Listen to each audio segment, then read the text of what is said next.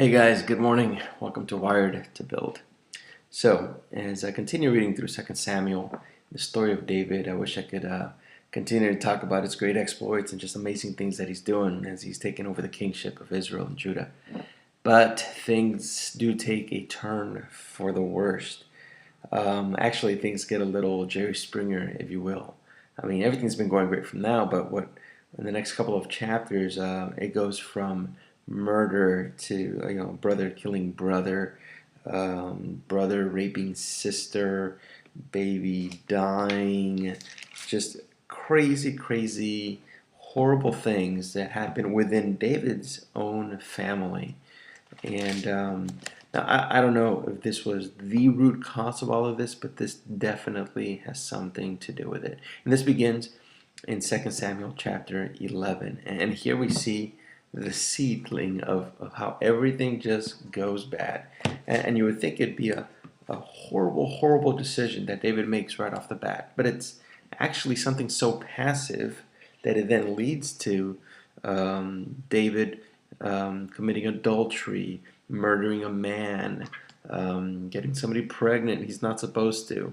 All of these things happen, and I think God shows us a glimpse of how they all just kind of came about. And this is a very simple verse, chapter 11. In the spring of that year, the time when kings go out to battle, David sent Joab, that's his army commander, and his servants with him, and all of Israel, and they ravaged against the Ammonites and besieged Rabbah. This is a city they're trying to take over. But David remained at Jerusalem. You would think, like, this is the place where he's supposed to be. David is supposed to be fighting alongside with his commander. He's been up to in the past chapters at every war and every battle, but now he decides to stay in Jerusalem. He's not where he's supposed to be. In fact, in chapter 12, after they do take over this city, Joab gets a hold of David and says, David, where are you? We're about to, take over. We've already won. We've already conquered. The last thing to do is just take over. And if you're not here and if I do it, people are going to think that I did this. And they're going to give me all the credit. You're supposed to be here. And after that, David does go over there and finally joins them. But by that time, the damage has been done. He wasn't supposed to be where he was supposed to be. Verse 2 says, it happened late one afternoon.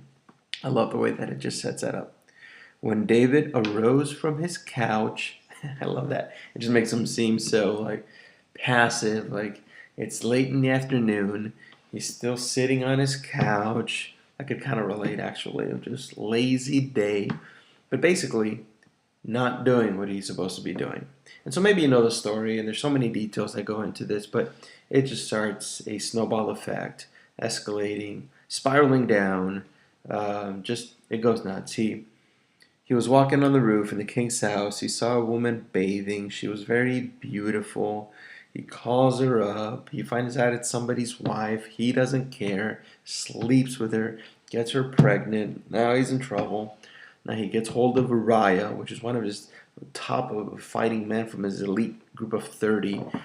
Great warrior, an honorable man. Kills him. Marries her. He gets busted by God. God is displeased.